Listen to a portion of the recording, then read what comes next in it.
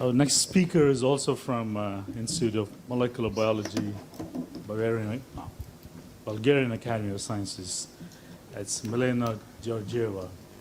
And the title is Genome Stability During Aging is Sustained by Linker Histones. Can I just switch to my presentation? Huh? No, I'm just asking one. Okay, thank you everybody for giving us this opportunity to present our results on this wonderful meeting.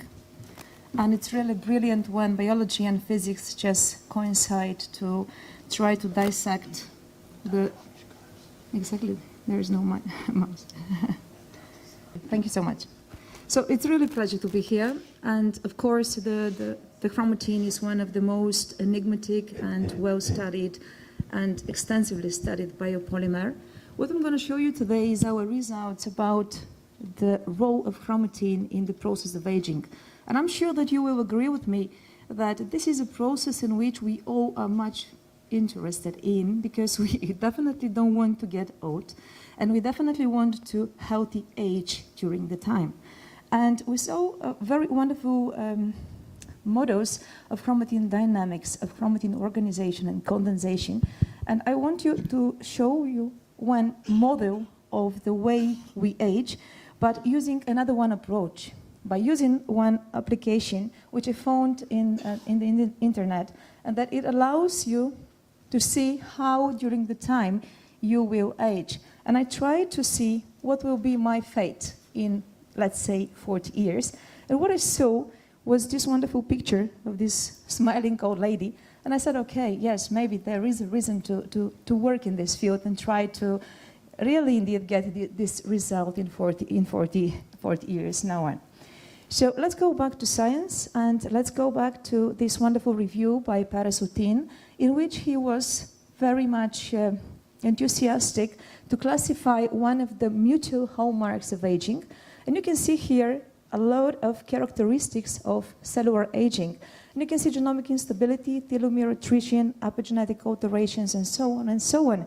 But what I wanted to stress on is the fact that we have on the background of this pyramid these three hallmarks of aging that are shared among all aging cells, and they are genome instability, telomere attrition, and epigenetic alterations. All these characteristics happen in the nucleus. All these processes are involved with the biopolymer of chromatin, which we all want to study and to unveil the mechanisms of its condensation and organization, and of course the transcription and gene activity. What is known about chromatin and how chromatin changes in the process of aging? So we know that we have a loss of heterochromatin, we have histone loss, we have aberrant DNA methylation, global hypomethylation generally, and also local hypomethylation. We have a dynamics in histone post-translational modifications, pretty normal, and we have defects in nuclear lamina.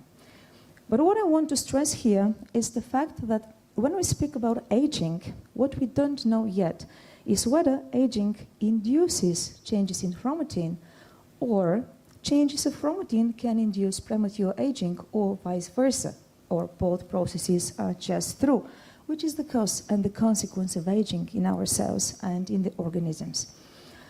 Of course, chromatin, as I told you, one of the most enigmatic biopolymers, and you know much better than me this.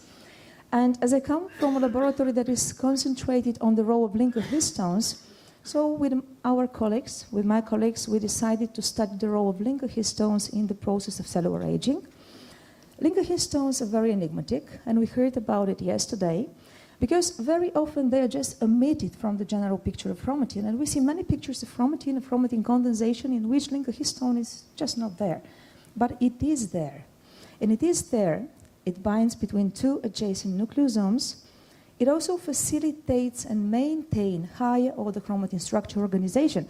And what is more important, it is a very fine regulator of genome activity.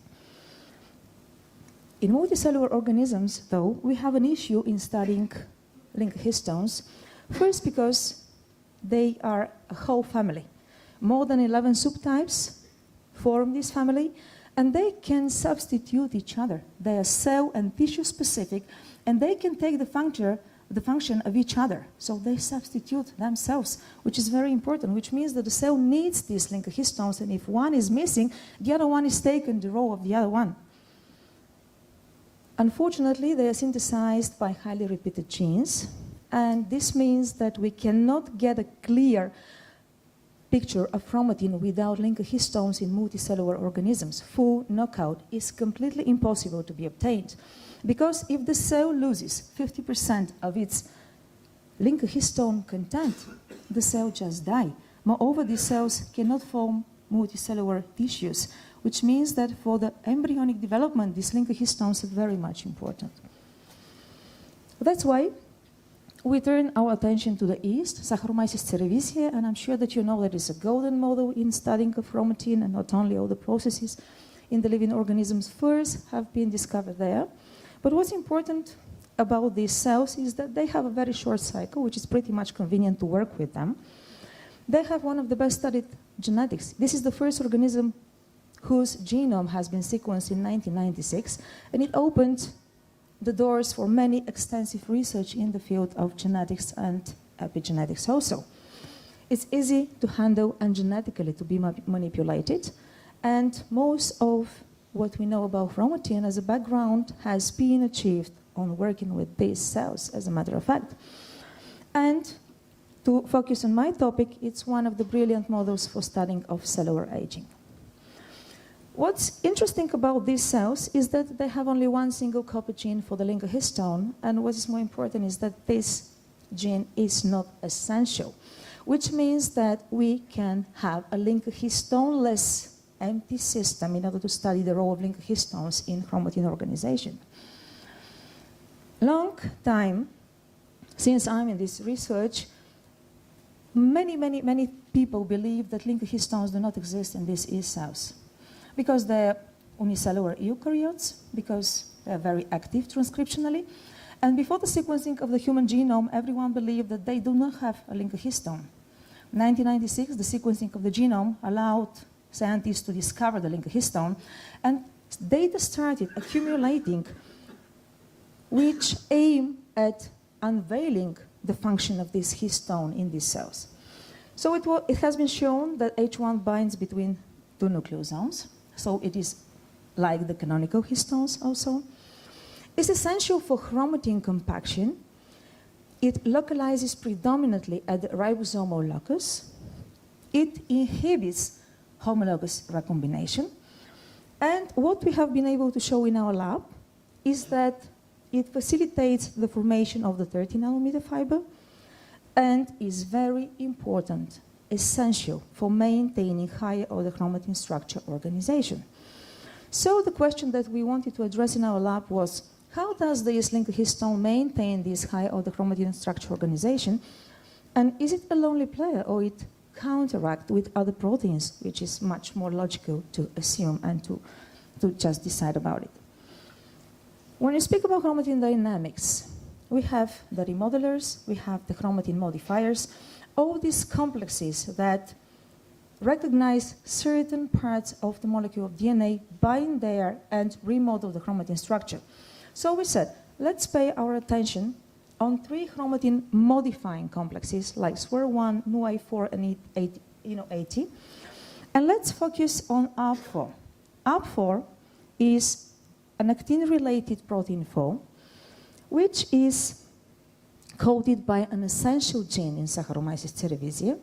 It's located in the nucleus, which is important for us, and is also an important subunit of these 3 chromatin modifying complexes, which have their components even in the higher eukaryotic cells. But what is more important and what grabbed our attention was the fact that ARP4, as a constituent of this chromatin modifier, is interacting, physically interacting with the co-histones. So it was really logic for us to address the question whether it will interact physically with the linker histone too. Pretty logical to assume, as a matter of fact. We use the advantages of the yeast cells. We use the yeast-2 hybrid system that allows to detect physical interaction between 2 proteins. And we've been able to show that ARP4 and HHO1, which is the linker histone of these cells, physically interact with each other. So APFO not only interacts with the cohistones, but it also physically interacts with the linker histone, which is very important for us. Of course, we want to construct mutants. As I told you, these cells are just brilliant to work and to genetically modify them. And being able to obtain APFO mutant, which is a point mutation. As I told you, this is an essential gene. But this point mutation abrogates the 80-phase activity of the chromatin modifier when APFO is mutated. Of course, we have our model in which the gene for the linker histone is completely knocked out, so we have a system without linker histones. And we also have been able to obtain a double mutant. So like all biologists, we just wanted to see what will happen if we have these two mutations coinciding in the nucleus of our cells. Luckily, these cells have been viable, which gave us opportunity to continue with our research and to address the question, how does the interaction between one functional protein like APFO and one structural protein like HHO1, the linker histone, influence high order chromatin structure organization? First experiments which we did have been on isolated chromatin fibers from the 4 mutants, the wild type and the 3 mutants, the single and the double one. And even from the micrographs, you can spot the difference in the way chromatin fibers look like when you compare these bigger blobs of chromatin structure with these fibrous, very well structured chromatin fragments, which we have been able to quantify and to see that here we have a much more abrogated and highly distorted chromatin structure. And you can see the diameters of the chromatin blobs, which range between 100 and 200 nanometers. And when you compare with the wild type, and even here you can see on the micrographs, you can see that here we have 20 to 40 nanometers, which means that something is wrong in these cells, and this interaction, which is abrogated between the linker histone and APFO, influences the chromatin structure organization. Of course, we wanted to see what's going on in the overall loop organization of the cells, global organization, higher order chromatin structure organization. We use the advantages of the method, that is a modification of common assay and combination with some of the nucleases which are very often used in chromatin research. And by using this chromatin common assay, we have been able to quantify the overall chromatin organization in our wild type cells and compare them with the mutants, and to see that even on the higher level structure of chromatin, we have a highly distorted structure, which even can be seen from the micrographs. Then we decided to see what's going on with these cells if we put them under stress conditions. Why we decided to do this? Because, as I told you, it was long believed that these cells do not have a linker histone because we culture them in optimal conditions. What we have been able to observe in our lab is when we put the cells under stress conditions, they started to express their mutant phenotype in the chromatin structure, which is due to the lack of linker histone. So we decided to see what's going on with double mutants. We put them under oxidative stress, and it was very logical to expect that our cells will be much more prone to oxidative DNA damage. Of course, we have problems with recovery of the cells under replicative stress and under cold temperature stress, which showed that our cells, the double mutants, not only have an abrogated chromatin structure organization, but they have been also much more prone to stress, which gave us the idea to see how will these cells age during the chronological aging. What will happen with these cells when we already know that they are much more prone to stress, when we already know that they don't have a normally organized chromatin structure? These cells, wonderful, brilliant model for studying aging, because it allows, by very easy and well-studied techniques, to follow different types of aging. It allows differentiation between chronological and replicative aging, something which cannot be done in other organisms, because in all our cells, in all multicellular organisms, cells age replicatively and at the same time they age chronologically. Here in the yeast cells, by the techniques that we use, very simple techniques as a matter of fact, but very well studied, we can differentiate between chronological aging, which is the time in which the cell is in a non-dividing state but is still viable and it ages chronologically. And we can distinguish between the replicative aging, which is the way all our dividing cells are aging. So we decided to see what's going on with the chronological aging of our cells, and we performed this analysis for cell viability and cell culture analysis. And what we have been able to see, okay, they did not have a very good rate in their growth, but in their survival, which is an indication of their chronological age, which means that the more they're healthy, the more they divide. Even in a non-dividing state, they're chronologically young, as a matter of fact.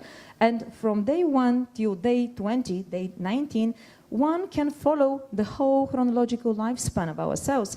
And we've been able to see that our double mutant, on a very early stage of the chronological lifespan, already exhibits a very high percentage of cells which are already dead, which means that these cells have already aged chronologically in comparison to the wild type and to the other mutants. We checked the cellular morphology by staining of the cells with neutral red, and we can be able to see that even young cells in the double mutants had some characteristics of already aged cells, with vacuoles which are much more wrinkled and much bigger than in the wild type.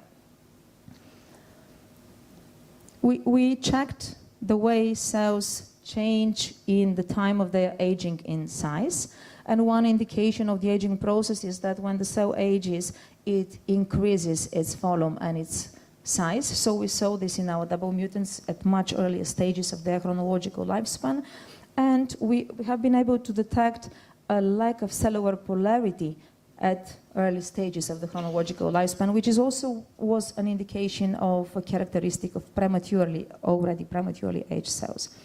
We classify the vacuoles, which is also a hallmark of aging in yeast cells, and the bigger the vacuoles, the more red and with wrinkles, it means that these cells are already dead because acidity increases in the vacuoles with the aging. And following the dynamics, the kinetics of change of the types of 3 vacuoles that we have been able to observe, we saw that if this is the wild type, which we assume that ages normally, you can see that in all mutants, but most explicitly in the double mutant, we have appearance of the 3rd type of vacuoles, which are indicative for already aged cells, even in day 1st, which for the wild type represents cells which are actively and replicatively, logarithmically growing, which is a very big indication of what's going on with our cells. So they had a premature aging phenotypes, unfortunately. By using the chromatin comer assay, we've been able to track the dynamics in chromatin loop organization during the time. So we have the log phase with logarithmic phase of our cells, which represent cells which are already young. This shift that indicates a transition in their metabolism, and this marks the beginning of the chronological aging, and the stationary phase where cells are non-dividing but they're still viable. So we've been able to see that if these are our control nuclei, we have a very softly changing dynamics in the overall chromatin loop organization. But what happened in our mutant nuclei, the situation was much more distorted and a bit disturbing, because we saw that during the chronological lifespan, the chronological aging of our double mutants, we had a very big dynamics in global chromatin loop organization on the level of single cells, and we've been able to see that even in stationary phase, which is already undergoing the process of chronological lifespan, our double mutants already had empty nuclei, which is an indication of what's going on with our cells during the process of aging. And just to conclude, what we've been able to show is that the linker histone of these cells interact with ARP4, which is something new and very logic, as I told you, to assume, but has not yet been discovered before us. Abrogation of this interaction leads to premature aging, which to some kind addresses our question whether chromatin changes are a cause or a consequence for the process of aging. Our mutant cells die young. Their cells lack cellular polarity, which means they don't divide at early stages of their chronological lifespan. They are bigger in size also, which is an indication for aging. Of course, they have increased vacuolar acidity at early stages, which is also an indication of premature aging phenotype. And they are much more prone to the type of stress that we have been using, oxidative, replicative, and cold temperature stress. And they exhibit changes in the overall chromatin structure organization. And the dynamics in this chromatin structure organization during the chronological lifespan changes in the double mutant cells much more explicitly and at early stages of their development. And these are people from our lab and all the funding bodies, and I thank you for your attention.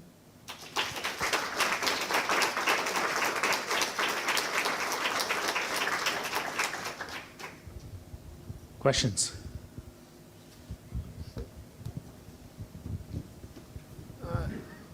Yeah, I guess I had some general questions about yeast as an aging system. Does yeast exhibit the same correlation with methylation patterns as mammalian cells? Does interference with lamins somehow cause premature aging? Does the bud somehow a different age than the mother cells? It's just many questions about, maybe you could maybe say a little bit more about that. Yes, quite interesting. If we consider methylation, if we speak about DNA methylation, Yes, DNA methylation. E cells do not have a DNA methylation. Their genome is much more actively transcriptional active, so they don't have a DNA methylation. But when we speak about all other epigenetic post-translational modifications of histones, like aberrant histone methylation or acetylation, the mechanisms are conservative with the mammalian cells. So what is known about replicative and chronological aging in the yeast cells refers to the mammalian cells already. They have lamin-like proteins, which is believed that are organizing the whole chromatin organization. And mutations in these lamin-like proteins induce global reorganization of chromatin, just like in the premature aging syndromes, for example. What we want to do in our experiments is just to try to model these premature aging syndromes with our mutants in order to see how this abrogated chromatin is inducing these premature aging phenotypes in our cells. Thank you. Yes, first I'd like to thank you for your nice, clear talk. Question on your survival assay. It seemed like your single linker histone mutants survive longer than the wild type. Is that true? And if Exactly. so, could you comment on that? Yes, that's true. That's true. And we believe that this is because it has been proven by other colleagues that when it's there, it inhibits homologous recombination. When it's not there, probably we have some aberrant homologous recombination, which allows these cells to just more actively repair and replicate. But when we speak about morphological studies and chromatin organization, what we see with my colleagues is completely aberrant aberrance of normality, which means we very much like to hypothesize that our cells are with phenotypes of prematurely aging cells, but also with the phenotypes of tumor cells, because especially this one, the linker histoneless cells, because you have right, they do survive better, but these cells are not better than the wild type when you speak about morphology and some characteristics of the aging. Thank you. So it is an issue for these cells also. They're not very happy. Thank you for interesting talk. A very naive terminological question. In your last slide, before your conclusions, you were talking about loops, and in this meeting, many people were talking Yes. about loops and understanding different things by the Exactly. word loops. So can you tell exactly what you mean, and in particular, what was drawn? There was some blob in the middle and some Yes. like bunny ears around it. Exactly. What exactly do you mean? Yeah, I was expecting this question because yes, loops have a different meaning by everyone. What we speak about here is global chromatin organization. We don't speak about transcriptional loops. We don't speak about functional loops. We speak about structural loops, which we assume we can detect by our chromatin comet assay because it is designed so to, by using these nucleases to just smoothly relax the structure of chromatin without losing the contacts inside of the nucleus. That's why you see these blobs, which is some kind of a central part which always stays in the nucleus, like some kind of a heterochromatin or some condensates. I don't know. We really want to know what's this indeed. And we see this relaxation exactly like bunny ears, as you said. But when you quantify these results, you can see a very nice correlation in the size of these loops. So we speak about 200 kilobases, then we go to 130, then we go to empty nuclei. So something is going on with this overall chromatin organization. We really want to dissect exactly the mechanisms which hold these loops and the interaction with the proteins over there. Thank you.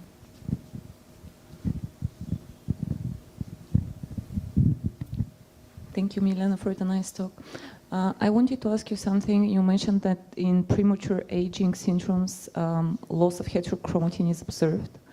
But in oncogene-induced senescence, for example, people have observed senescence-associated heterochromatic foci in the center of the nuclei.